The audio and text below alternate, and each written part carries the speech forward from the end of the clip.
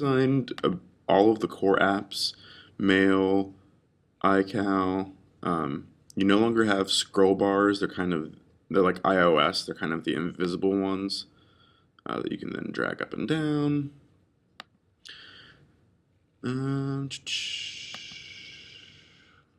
Chrome's not a built-in app.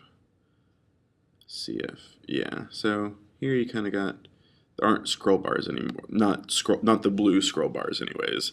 One of the coolest features I think is the mission control. Basically, you swipe 4 fingers up, and that separates windows. Actually, that doesn't really show it because I don't have extra windows open. Let's open some random extra windows.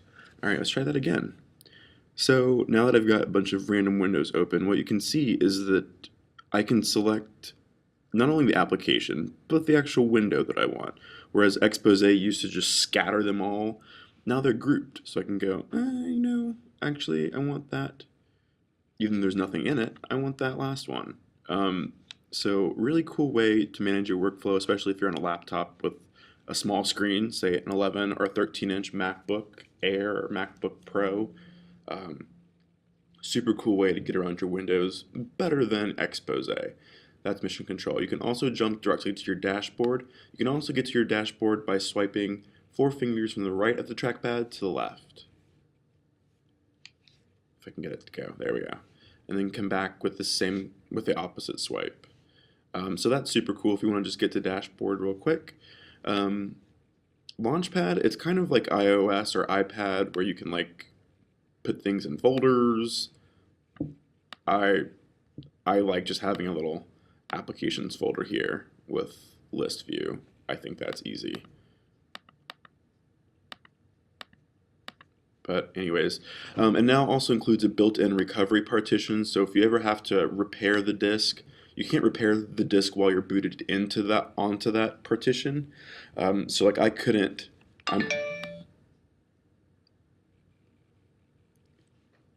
I'm currently on my Lion partition. I can't repair this while I'm in it, but I could boot into the recovery partition and repair it if need be. I've never had to repair a disk, but if I did, I could do it that way.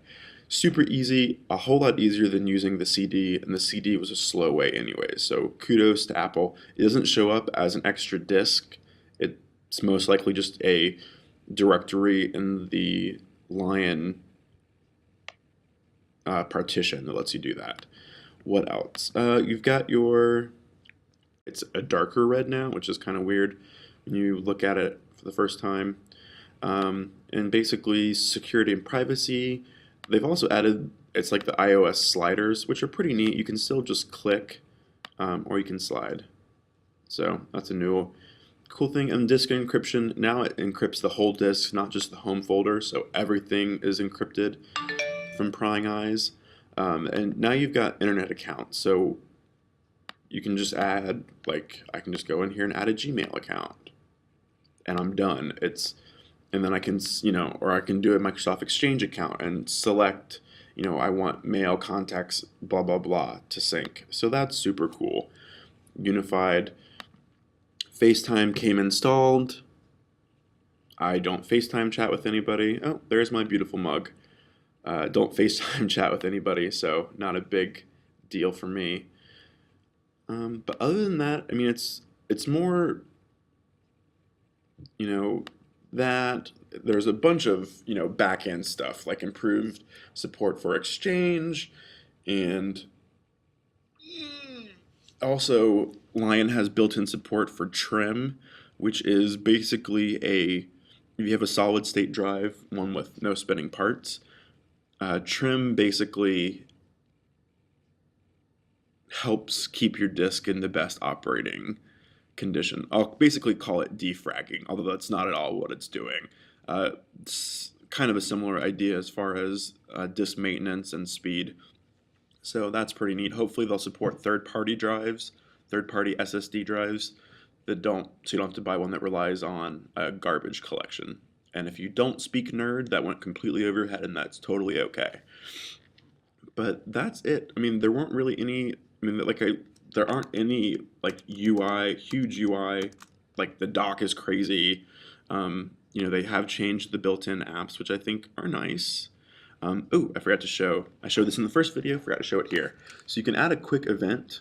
I've actually already got one in. So basically you type in what you want to do, and you would say like dinner Sunday 5 p.m.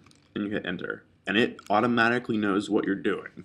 So that's super cool. And also, actually, I'm going to send myself an email. Of Lion due out this summer from Apple. I wonder if I do a FaceTime real quick. Okay, so now you can see my face. They also unveiled the iPad 2. They were it was rumored they were going to do a whole bunch of cool stuff. Ended up just being iPad 2, which was awesome. The iPad 2 is 33% thinner than the original. It also weighs 0.2 of a pound less. It has a dual core processor, the A5, and the graphics performance is up to 9 times as fast. So if you do gaming, awesome. Anything that's CPU intensive, like iMovie, would be super quick. It has front and rear facing cameras. The rear does HD, the front facing is just VGA. And I'm super excited. They also doubled the RAM, and it's available in white as well. And the one thing that had really not upset me, but was annoying with the first one, was load times, especially on PDFs and Zenio. Very processor and graphic intensive stuff. Tended to lag. You'd wait a little bit for Zenio to finish clearing up the picture. I don't think that's going to be a problem this time around. They also kept the same price points, available wireless.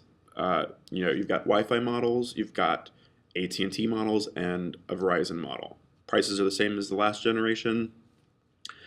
I'm trying to think what else. Ships a week from today, so the 11th. And weirdly, the website, apple.com, doesn't let you pre-order it yet. It says available for order March 11th, which is weird because usually they let you pre-order before and have it delivered on the 11th. So I'm wondering if it's just going to be a big box launch day only. Best Buy and Walmart are also going to be carrying it, and I assume Target will start carrying it somewhere in the future. So super cool stuff there. They didn't announce anything new like for Mobile Me or iWork 11 or something unexpected. It was really just the iPad 2, which was kind of disappointing because I was expecting something additional. But Steve Jobs came out. They also announced that iOS 4.3 is going to be launching next week, I think Friday as well. So all of the AT&T customers can now use mobile hotspot. AT&T is going to be providing that for an extra $20 service. Super cool. I think that was pretty much all the Apple news. They're reportedly in discussions for letting you back up your music online. That may be coming mid-year, so that may be something they're going to be rolling out for Mobile Me users, and maybe even making Mobile Me free. For those who aren't huge on news, the Apple built and is getting ready to launch a huge data center in one of the Carolinas. I mean, it's huge. So they're obviously planning on making a big expansion to the cloud. So I see them taking a whole lot more stuff cloud-like, kind of like the Microsoft Kin, where like your photos, you could choose to have them automatically upload and stuff. So a whole lot more social networking and social sharing, and they're actually probably going to bring out their own social networking app, which would be pretty cool. So anyways, that's it for now. Talk to you guys later.